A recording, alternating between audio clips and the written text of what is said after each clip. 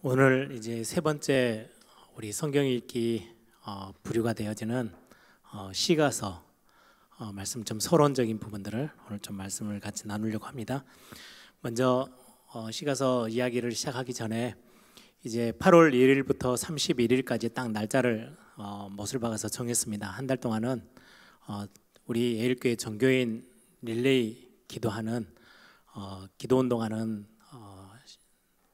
일정으로 잡았기 때문에 여러분들 좀 마음을 담으시고 교회 광고에 좀 기도 기울이시고 여러분들 개인적인 많이 바쁘시겠지만은 많이 일상생활에 많이 방해되지 않는 선에서 함께 연결해서 기도하자라는 의미로 릴레이 기도 운동을 시작합니다.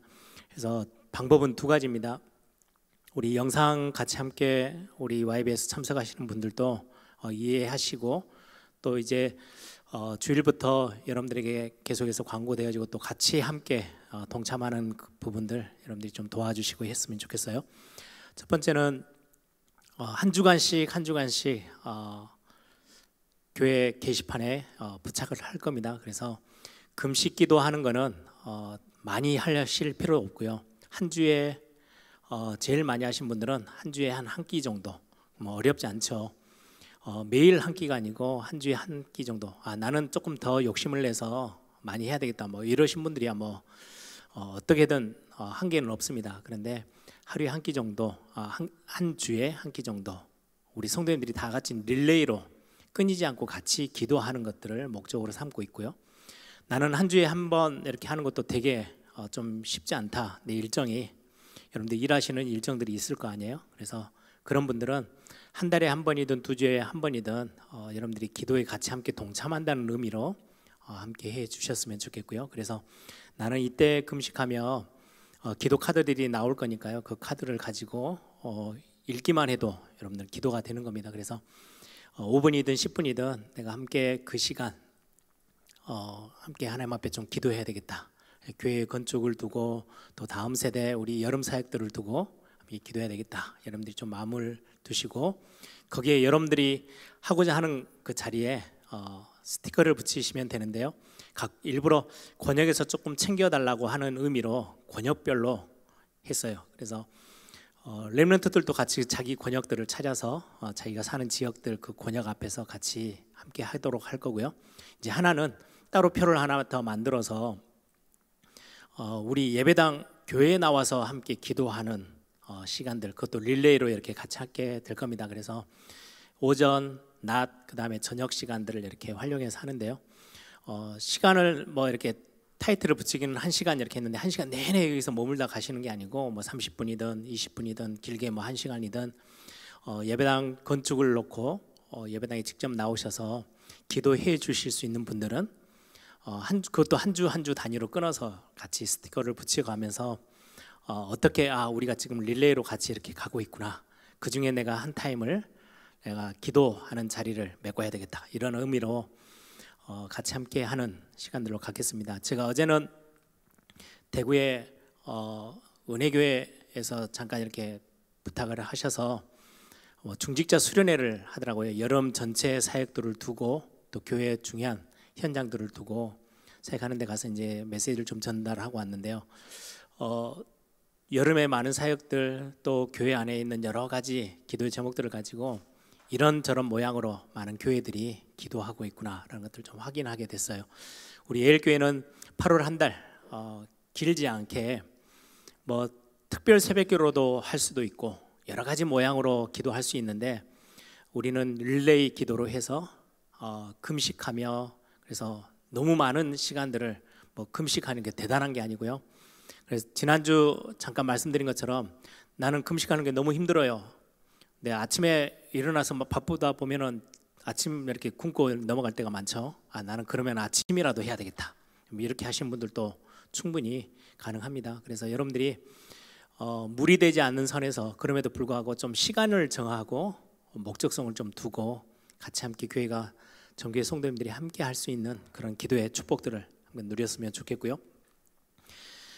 이제 8월 첫 주부터는 같이 함께 또 한 달 동안 이제 못했던 부분들 또 보충하는 시간 했죠. 우리 학교 다닐 때 기억나시죠?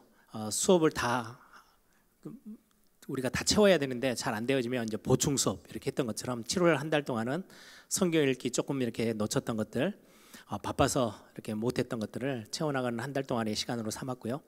8월, 9월 두 달 동안은 또 세 번째 시가서를 중심으로 해서 성경 읽기를 또다시 이제 도전합니다. 여러분들 지치지 마시고 포기하지 마시고 또 중요한 응답들을 찾아 나갔으면 좋겠습니다. 그래서 오늘 시가서 말씀을 같이 함께 나눌 건데요. 여러분들 항상 마음에 기준을 두고 성경을 읽으시면서 특히 예배하러 나오셔서 말씀 들을 때도 마찬가지예요. 여러분들의 영적인 그림을 그리세요. 그래서 마음껏 영적인 상상력들을 가지고 하나님이 부으실 축복들, 하나님의 말씀은 히브리서 4장 12절에 하나님의 말씀은 살았고 운동력이 있어서, 살아있고 움직이는 능력이 있대요. 운동하는 능력, 움직이려 꿈틀거려요. 하나님의 말씀 그냥 죽어있고 딱 멈춰있는 게 아니고, 성경은 글씨로 이제 이 종이에 쓰여져 있지만 이 말씀을 읽고 듣고 여러분들이 묵상하고 고백할 때 이 말씀은 살았고 운동력 있게 움직이기 시작해요. 어떻게 움직이느냐, 어느 정도로 힘이 있느냐, 좌우에 날이 선 검처럼. 보통 여러분들 부엌에서 쓰시는 식칼은 한쪽에만 날이 있어요. 그렇죠?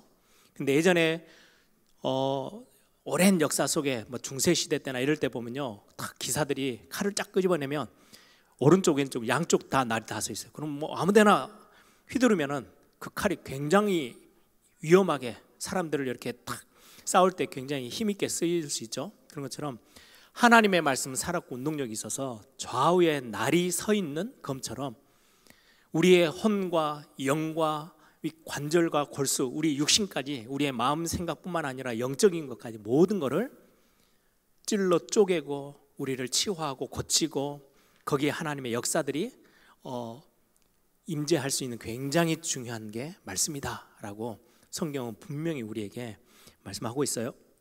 그래서 이 말씀이 에스겔서 37장 1절에서 10절의 말씀처럼 내가 정말 도저히 안 되는구나 라고 생각하시는 분들도 뭘 붙잡으시면 되느냐? 말씀을 붙잡으세요. 말씀에 귀를 기울이세요. 마른 뼈다귀와 같은 현장에 말씀이 선포되어지고 그 말씀 위에 성령의 역사가 주어졌을 때 군대로 살아나는, 군대로 일어나는, 싸울 수 있는, 그냥 겨우 생명을 유지했다 이게 아니고요, 영적 싸움을 싸울 수 있는 군대로 서게 되어지는 응답이 말씀 속에 있어요. 에스겔서 47장 1절에서 12절의 말씀처럼 성전 문지방에서 흘러나오는 물, 전에도 말씀드렸죠, 막 폭포수처럼 쏟아지는 게 아니에요. 오늘 내가 예배하는데 막 은혜가 막 엄청나게 임할 때도 있어요. 그런데 매주 그렇지 않아도 문지방에서 그냥 조용히 흘러 들어가는, 오늘 그냥 예배하는데 그랬구나, 말씀이 이렇구나, 그 짤막한 하나님 앞에서의 어떤 아멘 고백했던 그것들이 조금씩 흘러 들어가는데 말씀이 들어가면 다 살아요. 소성케 되어져요. 내 삶에 내 생각과 내 마음과, 여러분들 마음이 어떤 분들은 막 뭔가 안 돼서 어렵고 힘들고 아프고 상처 속에 막 있는 분들이죠. 이 마음 속에 말씀이 하나가 담기면 그 말씀은 소성케 되어져요. 뭔가 부정적인 생각, 뭔가의 사건만 생기면 내 생각이 너무 복잡해지고 많은 부분들을 빼앗기고 사는 분들, 여러분들이요, 믿음으로 고백하세요.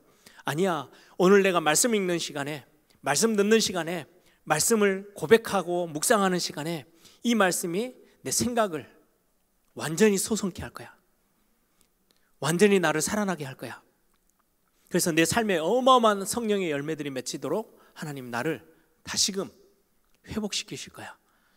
여러분들 마태복음 13장에 있는 것처럼 하나님 내 마음을 움직여 주십시오. 그래서 옥토밭은 내 마음을 만드셔서 씨앗이 하나만 심어줘도요 30배, 60배, 100배의 열매를 맺게 돼요. 그래서 여러분들이 그림을 그리세요. 저는 제가 설교 준비하면서요, 이 말씀이 나를 살리고 제가 이 말씀을 들고 강단에 섰을 때 하나님은 분명히 이렇게 역사하실 것이다. 저는 이 부분들을요 계속해서 하나님 앞에 반복적으로 기도하고 고백하고 제가 그리는 영적인 그림이에요. 그래서 여러분들이 실제 삶에서 이 부분들을 말씀 같이 성경 읽기들 하든 주일날 여러분들이 수요일날 금요일날 오셔서 말씀 듣든 훈련 속에 들어가시든 여러분들이 조용한 시간에 혼자서 들었던 말씀들을 여러분들이 묵상하는 시간이든 이 영적인 그림들을 절대 놓치지 마시고요, 하나님 앞에서 사모하는 그 중심 가지고 큰 힘을 얻는 그런 축복이 있기를 바랍니다. 오늘 시가서 이게 이제 큰 타이틀이에요. 여러분들 다시 한번 좀 반복을 할게요. 구약 성경을 구분짓는 데는 네 가지로, 이거는 히브리 성경에는 조금 다르게 구분을 하지만 우리가 가지고 있고 헬라 성경으로는 구체적으로 이제 지금 우리가 가지고 있는 성경의 어떤 큰 틀이에요. 모세오경, 여기는 5권이죠. 그리고는 역사서, 우리가 지난 2번째 읽었던 게 역사서예요. 사무엘상하, 역대상하, 열왕기상하 쭉 해서 에스더서까지 쭉 해서 읽었어요. 이게 12권, 그래서 합쳐서 17권이에요. 그리고는 여기에 이제 시가서, 우리가 3번째로 읽게 되죠. 여기는 5권이 포함되어져 있습니다. 그리고는 마지막 이제 4번째, 저희들이 8월달, 9월달 읽고 나서 잠깐 또 보충 수업으로 10월 하고는 11월, 12월 달은 우리가 선지서를 함께 읽게 될 거예요. 여기는 17권이에요. 그러니까 여기도 17권, 선지서도 17권 이렇게 나눠지겠죠. 가운데 5권, 그래서 39권이 구약 성경으로 구성되어져 있어요. 이번에 같이 함께 이제 8월달, 9월달 함께 보는 거는 이 부분입니다. 시가서, 욥기, 시편, 잠언, 전도서, 아가서 이렇게 해서 5권을 시가서로 우리가 이게 이름을 붙여놓고 같이 함께 보게 될 겁니다. 그러면 시가서의 어떤 이들의 배경, 연대, 그 배경들을 잠깐 보시면 욥기는 예전에는 성경에 욥기서가요 저 뒤에 있었어요. 그런데 이제 헬라어 성경으로 번역되어지면서 앞부분으로 확 당겨왔어요. 그래서 시가서에서는 제일 앞자리에 딱 놓여 있어요. 지금 우리 성경에도 욥기, 시편, 잠언, 전도서 이렇게 나가죠. 욥기가 왜 제일 앞으로 다시 당겨져 왔느냐, 예전엔 저 히브리 성경에도 그렇고 뒤편에 있는 성경인데 앞부분은 헬라어 성경 번역 성경을 하면서 주 한 4세기 경에는요 이게 앞으로 당겨져 왔어요. 왜냐니까 욥이라는 사람의 이야기예요. 이 욥이라는 사람은 역사의 실존 인물인데 언제 살았는지는 정확하게는 모르지만 족장시대, 그러면 족장시대라고 했을 때는요 성경의 창세기와 배경이 비슷해요. 아브라함, 이삭, 야곱, 요셉, 이거 족장시대 인물들이거든요. 그때는 한 나라를 이룬 게 아니고요 족장 중심으로. 그래서 욥이라는 사람은 아브라함 시대 때 어디서인가 동방의 어떤 지역에서 살던 하나님의 사람, 그 사람의 이야기, 인생 스토리를 성경 안에 기록했어요. 그래서 어떤 학자들은 욥이라는 어떤 기록이 되어 있고 또 창세기에 있는데 아브라함의 이야기가 전혀 안 들어있는 거 보면 아브라함보다 조금 더 앞서 있는 사람인가? 이렇게 상상을 할 뿐이지, 일단은 욥이라는 사람은 창세기의 배경을 두고 있는 아브라함, 이삭, 야곱, 요셉과 거의 비슷한 시기에 동방의 어떤 지역에서 하나님을 굉장히 경외하며 살던 하나님의 사람, 그렇게 여러분들이 이해해요. 그래서 지금 욥기, 시편, 잠언, 전도, 아가서의 제일 앞부분에, 왜요? 시대가 제일 앞서 있으니까. 그리고는 시편, 2번째 순서로 시편이 있죠. 주로 다윗이 많은 시를 기록했어요. 여기에는 솔로몬 시도 있고요 예배자들의 많은 사람들이 예배하는 사람들의 시가 적혀 있지만 많은 부분이 다윗이 적었던 시예요. 그래서 이때는 지금 우리가 성경 주일날 예배하고 있는 사무엘서, 여기를 배경으로 해요. 그리고는 잠언, 전도서, 아가서. 이거는 솔로몬이 지은 글들이에요. 그래서 다윗의 아들이 솔로몬이잖아요. 그래서 헬라어 성경에서는 이렇게 순서를 정했어요. 제일 오래된 사람 욥, 그리고는 다윗, 그리고 다윗의 아들 솔로몬. 그래서 욥기, 시편, 잠언, 전도서, 아가서 이렇게 순서를 정해서 성경에 지금 기록해서 넣어놓은 부분입니다. 어떤 분들은 이제 이 부분에서도 아가서는 사랑 이야기다 보니까 청년 때 솔로몬이 굉장히 사랑하는 여인과 함께 사랑했던 그 청년 시기에 고백했던 고백이고, 그리고는 중년이 되어졌을 때 인생의 많은 것들을 보면서 잠언을 기록했고, 인생 말년에 노년에 이제 하나님 앞에 부름받기 바로 전에 인생을 막 이렇게 저렇게 실수도 하고 많은 걸 놓쳤던 그 시기 앞에 전도서를, 그래서 전도서는 헛되고 헛되니 모든 것이 헛되고 막 이런 고백들을 많이 하잖아요. 뭐 그렇게도 구분을 하지만 일단은 솔로몬이 지은 시, 그래서 이 연대 순으로는 욥기, 시편, 잠언, 전도, 아가서 이렇게 기록되어져 있습니다. 특징이 있어요. 시가서의 특징. 말 그대로 시가서의 특징은요, 시와 노래로 기록되어져 있어요. 다른 앞에 모세오경, 역사서, 선지서는 역사서, 모세오경은 보통 이야기 서술형으로 쭉 기록되어 있어요. 그러면 책을 딱 펴서 보면 히브리 성경에는 굉장히 구분이 딱 되어 있어요. 어떻게 되어 있냐니까요, 이야기식이면 우리 한글로 보면 책이 딱 펴지면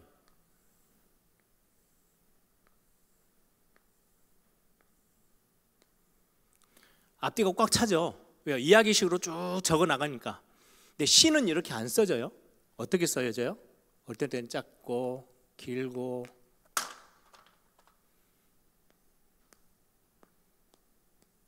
이런 식으로 간격들이 이렇게 공간들이 많이 생겨요. 여러분들 시편을 한번 보시면 앞에 지금 우리가 보는 사무엘서하고 완전히 이런 구조가 달라요. 사무엘서는 우리 성경에도 꽉 차 있어요. 그런데 이거는 서술형으로 쭉 기록하니까. 근데 시가서의 특징은 이런 어떤 공백들이 많이, 시를 표현한, 우리 시집을 펴시면 책을 사도 조금 아깝잖아요. 돈을 비싸게 주고 샀는데 글씨가 꽉 안 차 있고요, 몇 자 이렇게 써놓고는 한 장 넘어가 버려요. 이게 시의 어떤 특징이에요. 그래서 시가서의 욥기, 시편, 잠언, 전도, 아가서는 거의 대부분 형태가 시와 노래로 기록되어져 있어요. 시와 노래의 형태인데 주로 시와 노래의 이 시적인 어떤 형태가 시가서에만 있는 게 아니고요, 선지서도 시로 표현되어 있어요. 그래서 공백이 많이 있어요. 그런데 그러면 시가서와 선지서의 차이는 뭐냐? 두 번째 차이, 시가서의 특징은요,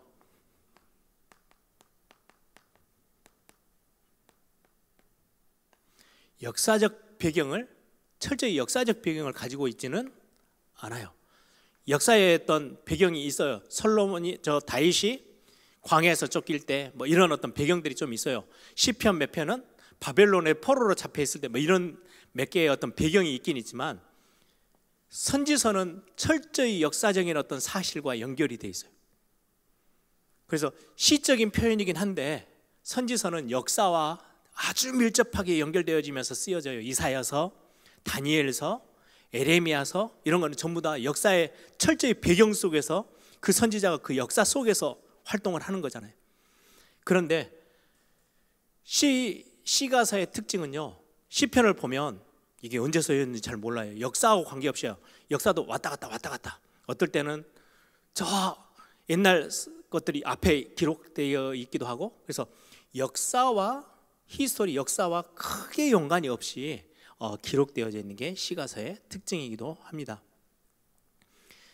주로 이제 노래라고 했을 때는요, 시편 그리고 아가서, 두 개는 거의 노래로 연결이 된, 노래라는 어떤 특징의 배경을 갖고 있고, 나머지 욥기, 잠언, 전도서는요 지혜 문서. 그래서 노래라기보다는 어떤 시적인 표현을 가지고 기록해 놓은 특징들이 있습니다. 또 하나는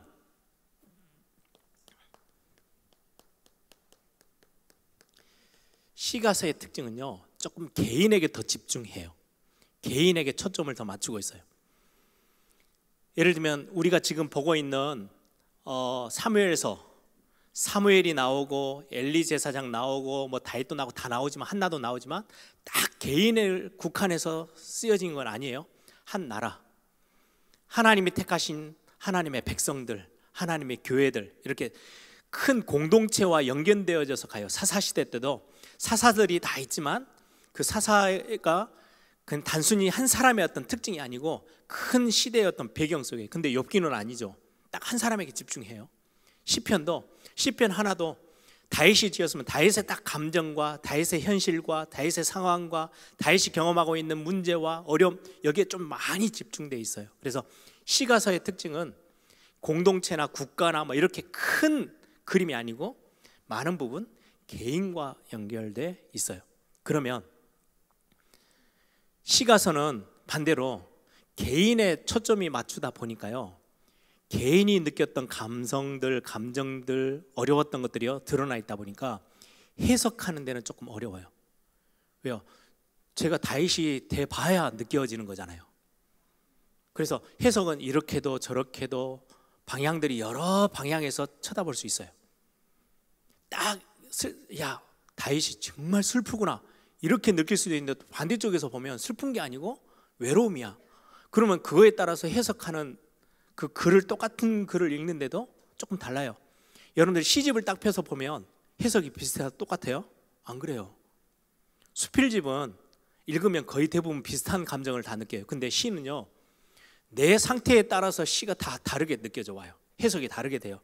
마찬가지로 시가서는 개인에게 좀 많은 부분에 초점이 맞춰져 있다 보니까 굉장히 해석을, 정확한 해석을 해내기가 참 쉽지는 않아요. 그런데 반대로 또 하나, 다른 모세오경 역사서처럼 딱딱하지 않고요 개인에게 맞춰져 있다 보니까 내 삶에 적용하기는요 되게 쉬워요. 그러니까 성경 주일날 설교 들으면, 제가 우리 예배하러 오신 분들 모든 분들 한 300명 400명 되신 성도님 앞에 한 사람만 딱 꼬집어서 설교를 할 수 없잖아요. 전체를 대상으로 하니까 이렇게 집중하지 않으면 이게 이 말씀이 나하고 무슨 상관이 있지? 나한테 뭐라고 하고 있는 거지? 라고 할 수 있는데, 제가 신방을 가서 예를 들어서 한 가족에게 가서 설교를 해요. 어떤 뭐 이사 예배를 한다, 개업 예배를 한다, 결혼을 한다 그러면은 가서 그 개인에게 메시지를 하면 굉장히 이렇게 와닿는 게 좀 다르잖아요. 내 자신에게 탁, 목사님이 나한테 이거를 탁 꼬집어서 말씀하고 있구나.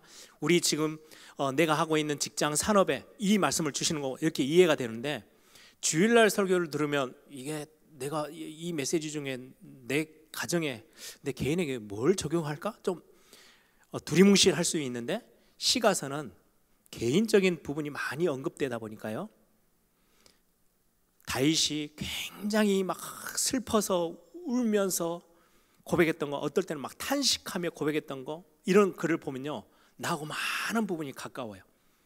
모세오경 읽을 때하고 좀 다르게 굉장히 개인적으로 적용하고 느끼고 이거를 묵상하기가 훨씬 쉬워진 게 시가서의 특징이기도 합니다. 그래서 여기에 많은 부분 고난, 특히 욥은 엄청난 고통을 당하죠. 그것도 이유 없이 고통당해요. 왜 하나님, 많은 부분의 욥기의 어떤 특징이, 왜 하나님 의인이 고통을 이렇게 이유도 없이, 이유도 모른 채 고통을 당해야 됩니까? 뭐 이런 어떤 질문을 욥기서를 읽으면서 많은 신자들이 하거든요.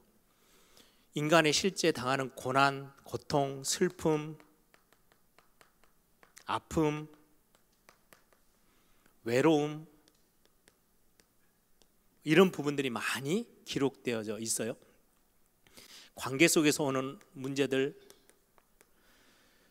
또 굉장히 사랑의 감정들, 이게 아가서를 보면 그런 것들이, 이런 실제 우리 삶에서 부딪히는 많은 부분들이 개인에게 초점이 맞춰져 있다 보니까 이런 많은 부분들이 기록되어져 있습니다. 인생의 문제들을.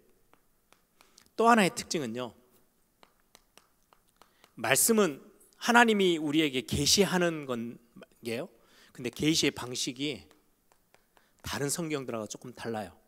모세오경, 역사서, 선지서는요, 모세오경은 하나님이 딱 중요하게 하나님의 백성들은 이렇게 살아야 돼, 하나님이 직접 계시하시는 방법이 하나님 편에서 인간들에게 주시는 말씀이에요.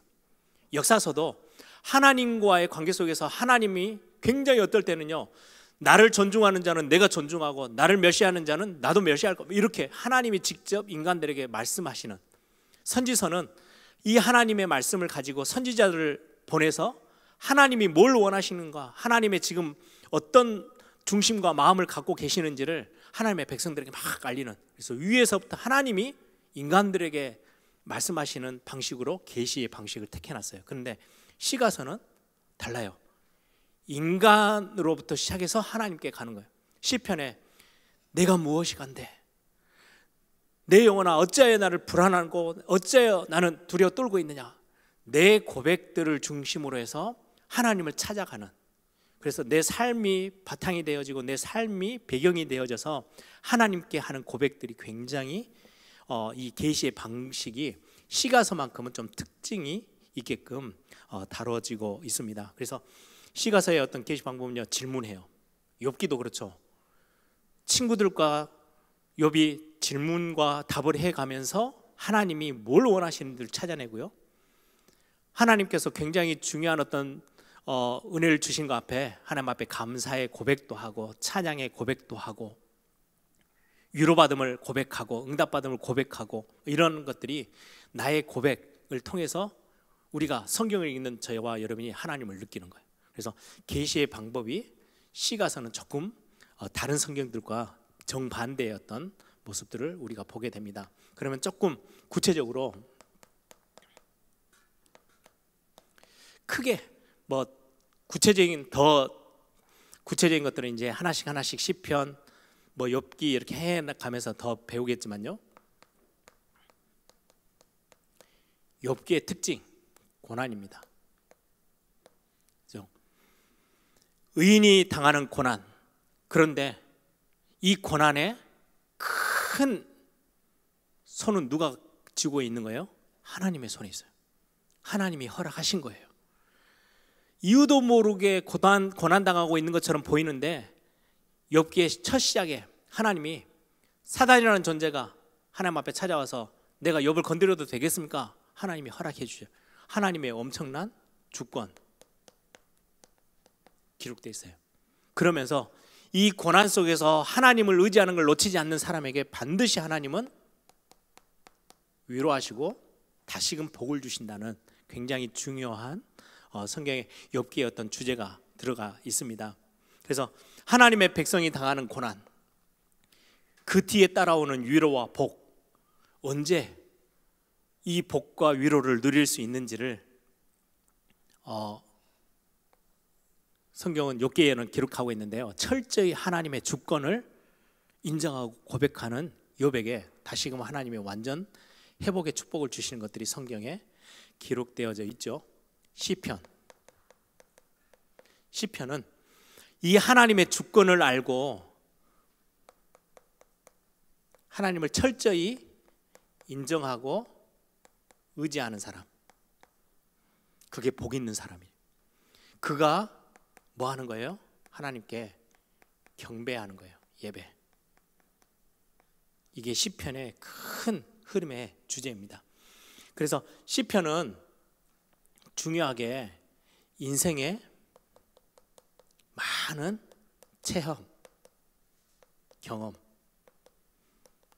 하나님과의 관계 속에서 누려지는 많은 체험과 경험이 기록되어져 있는 게 시편의 핵심입니다. 하나님의 백성의 다양한 경험, 다양한 체험들과 함께 이게 결국은 신앙의 고백으로 드러나요. 그게 예배와 연결되어져요. 그래서 시편을 보면 여러분들이 삶의 현장에서 경험했던 많은 것들 속에 하나님을 의지하고 하나님의 주권을 인정하고 그것 때문에 받을 많은 하나님 앞에서의 은혜와 많은 감격들을 가지고 주일날 예배하러 나와서 여러분들이 하나님 앞에서 경배하며 여러분들의 신앙들을 또다시 고백하고 회복하고 이런 어떤 부분들이 시편의 큰 주제로 들어가 있습니다. 그래서 하나님이 누구에게 하나님은 복을 주시느냐?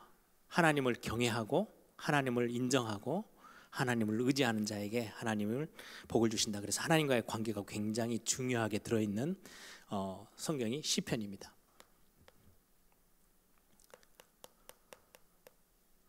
잠언. 잠언의 특징은 지혜서죠. 지혜요. 이거는 인간의 지혜, 뭐 술수, 뭐 이렇게 뭔가 열심히 일했더니 이렇게 된다더라, 뭐 이렇게 하는 처세술 이런 게 아니고요. 하나님으로부터 오는 지혜. 그래서 잠언에서 말하는 지혜는 뭐냐? 하나님을 경외하는 게 하나님의 지혜를 얻을 수 있는 최고의 비밀이에요.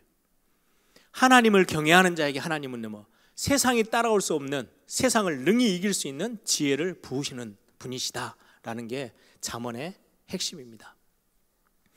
이 지혜는 그냥 단순한 문제가 오고 어려움이 오고 사건이 생겼을 때 어떻게 하면 내가 처신할 수 있지? 처세술을 가르치는 지혜가 아니고요, 하나님께로부터 오는 지혜를 성경은 잠언에서는 말씀하고 있어요.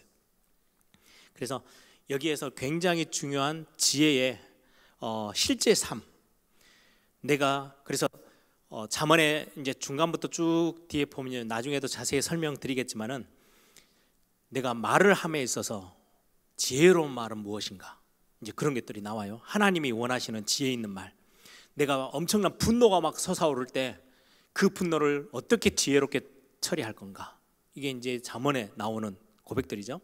가정을 이루어 나가는데 어떻게 해야, 어떤 지혜를 가지고 가정을 잘 다스릴 것인가, 가정을 다스리는 지혜, 관계 속에서, 인간관계 속에서의 참된 지혜, 돈을 사용하는 데 있어서의 지혜로운 돈 사용은 어떤 것인지, 뭐 이런 부분들이 잠언에 기록되어져 있어요. 아주 실제적인 삶과 연결되어져 있는 지혜. 그래서 잠언은 여러분들 성경 읽기가 좀 끝나고 나시면 항상 말씀드리는 것처럼 잠언은 31장까지 돼 있어요.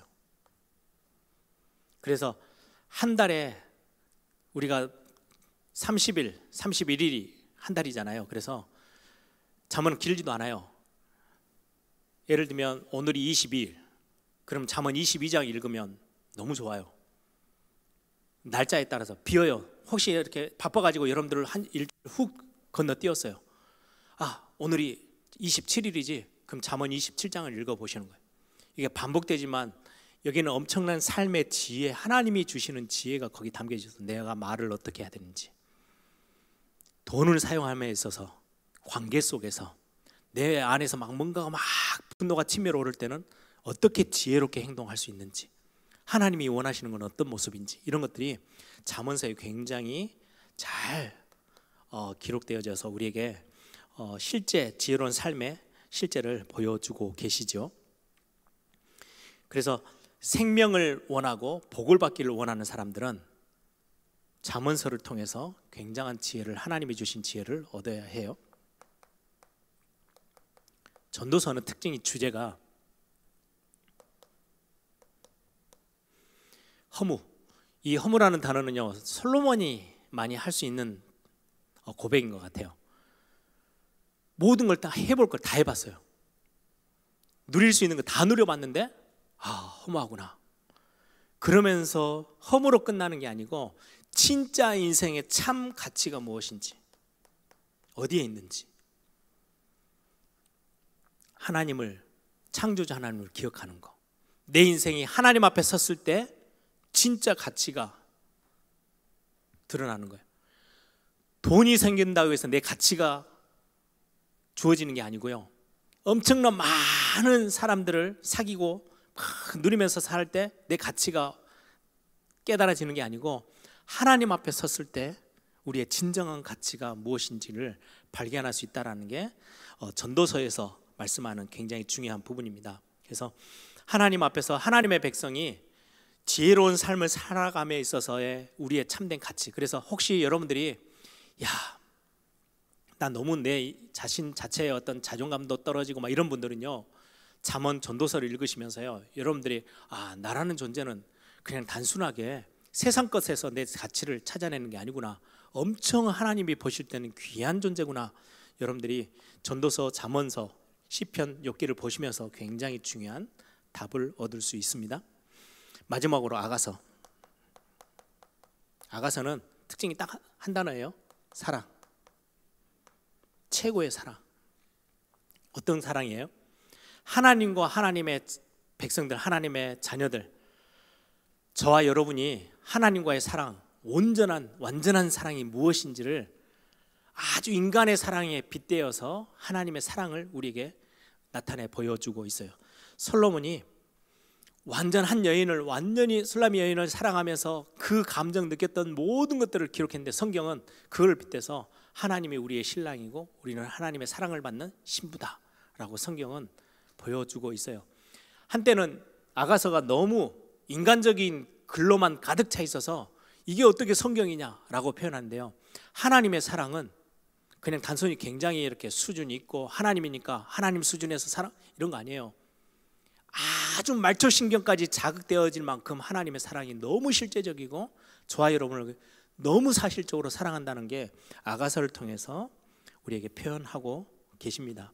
그래서 여러분들이 시가서를 통해서는요, 좀 풍성하게 하나님의 개인적인 관계들을 많이 다시금 묵상하고 회복해 가시고, 저는 실제 시편 같은 경우 저는 보면서요, 제 신앙의 고백을 많이 배워요. 저는 이렇게 밖으로 표현하는 걸 잘 못하는데 시편을 보면서 하나님 앞에서 감사하는 것도 표현하고, 내가 찬양하는 것도 배우고, 나의 믿음의 고백들도, 믿음의 사람들은 이렇게 하나님 앞에 고백했구나, 그럼 제가 혼자 있을 때는 그 고백들을 찾아내고 하나님 앞에 해요. 그래서 이게 여러분들 신앙생활 하면서 우리가 굉장히 중요한, 예를 들면 모세오경이나 역사서는요, 딱 모세오경은 기준이에요. 기준. 우리가 어떻게 살아가야 되는지 딱 정확하게 딱 선을 딱 가르치고 있어요. 이거는 여기저기에 어떤 흔들리는 게 아니에요. 이게 딱 기준이에요. 이 기준대로 하나님의 백성들이 살아갈 때는 어땠고, 이 기준을 놓쳐버렸을 때는 어땠는지가 역사서에 아주 분명하게 기록해 있어요. 그래서 놓쳐버리고 흔들리는 하나님의 백성들에게 이 기준대로 살아야 해 라고 소리치는 게 선지서예요.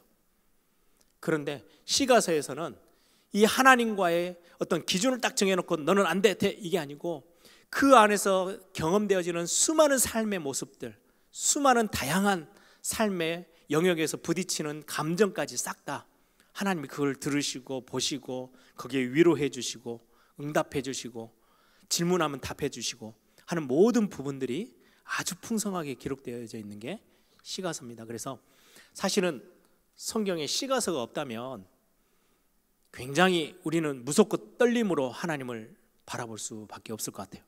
무섭죠. 딱 선을 딱 그어놓고 동그라미를 그려놓고 이 선 밖으로 나가면 너 죽어. 모세오경은 사실은 그 말씀이거든요. 이것만 우리가 성경으로 붙잡고 있으면 얼마나 두렵고 떨리겠어요. 그런데 시가서를 보면 아니구나, 이게 우리를 진짜 막 말초신경이 자극될 만큼 우리를 너무 사랑하시는 하나님이 사랑하는 신부를 다 끌어안고 우리에게 너 이거 벗어나면 죽기 때문에 너를 보호하려면 이 법이 필요해, 이런 하나님의 사랑, 하나님의 관계, 하나님과의 어떤 그 긴밀한 그 축복들을 확인할 수 있는 게 시가서예요. 그래서 굉장히 이번 8월달, 9월달은 여러분들 좀 감정적으로도 여러분들 생각도 여러분들의 삶에 있어서의 많은 부분 좀 풍성한 하나님의 은혜들, 또 하나님의 사랑들, 축복들을 경험하는 그런 시가서 읽는 시간들이 되기를 소망합니다. 우리 한번 다 같이 한번 기도하십시다. 복음, 우리는 주는 그리스도시요 살아계신 하나님의 아들이십니다. 여기서 끝나요. 근데 이 복음 안에서 우리가 하나님을 누리는 게 어떤 건지, 복음 안에서 하나님을 사랑한다고 고백하고 하나님의 사랑을 받아 누리는 게 어떤 건지, 이 안에서 그리스도를 내 삶에 실제로 적용해서 하나님을 어떻게 의지하고 내 삶에서 어떻게 하나님을 바라보고 하나님을 기대고 하나님께 나에게 도움을 요청하고 하나님 응답을 누리고 이렇게 실제 그리스도가 삶으로 들어와서 내 삶을 건드리고 치유하고 회복시키는 모든 부분, 내 감정도, 내 삶의 모습도, 내 습관도, 내 연약한 모습 속에서도 이 그리스도를 어떻게 붙잡고 가야 되는지가 아주 사실적으로 기록되어 있는 성경이 시가서입니다. 그래서 우리가 알고 있는 복음을 그냥 복음의 지식으로 멈추지 않고 풍성히, 그래서 욥이 마지막 고백했던 고백 기억하시죠? 욥기 42장 4절 5절에 내가 귀로만 들었던 하나님을 눈으로 보게 되어지는 게 그게 시가서의 특징이에요. 성경을 예배 때 말씀을 통해서 그냥 귀로만 듣던 하나님의 말씀, 그게 얼마나 내 삶에 실제적으로 적용되는지를 눈으로 보고 확인하고 체험하는 성경이 어떻게 보면 시가서입니다. 그래서 많은 은혜가 담겨져 있는 성경입니다. 하나님, 이 안에서 하나님을 마음껏 경험하고 욥이 고백했던 것처럼 이 성경을 읽어가면서 묵상하면서 귀로만 들었던 하나님을 눈으로 보게 되어지고 체험되어지는 응답의 축복의 시간 되게 해달라고 이 시간에 한번 다 같이 한번 통성을 함께 기도합니다.